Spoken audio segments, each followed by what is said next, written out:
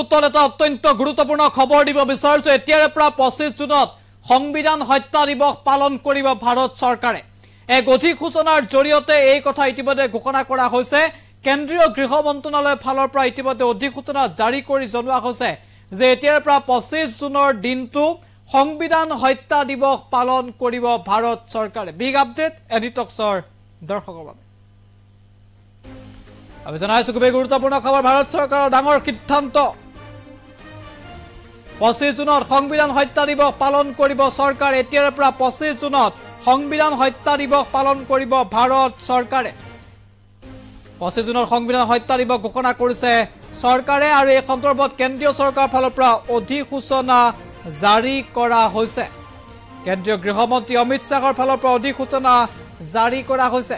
25 জুনত দেশত জৰুৰী অৱস্থা ঘোষণা কৰিছে তদানীন্তন প্ৰধানমন্ত্ৰী ইন্দিৰা গান্ধীয়ে। আৰু সেই দিনটোকে সংবিধান হত্যা দিৱস ৰূপে ঘোষণা কৰিলে কেন্দ্ৰীয় চৰকাৰে। ভাৰত চৰকাৰৰ ফালৰ পৰা ডাঙৰ সিদ্ধান্ত গ্ৰহণ কৰা হৈছে। ইতিমধ্যে আমি অধিসূচনাখন দেখুৱাইছো।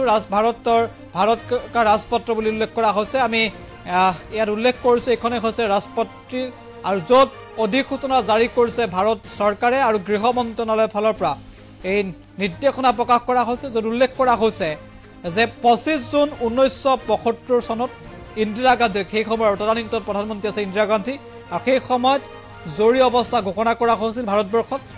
আৰু জৰুৰী অৱস্থা ঘোষণা কৰিছিল 1975 চনৰ 25 জুনত। আৰু এতিয়াৰে পৰা এই 25 জুন তাৰিখটো ভাৰত চৰকাৰে গণতন্ত্ৰ বা সংবিধান হত্যা দিৱস হিচাপে পালন কৰিব। ইতিমধ্যে এই কথা উল্লেখ কৰিছে। আমি জনাই আছো খুবেই গুৰুত্বপূৰ্ণ খবৰ। সংবিধান হত্যা দিৱস পালন কৰাৰ কথা ইতিমধ্যে ঘোষণা কৰা হৈছে কেন্দ্ৰীয় গৃহ মন্ত্ৰালয়ৰ ফালৰ পৰা।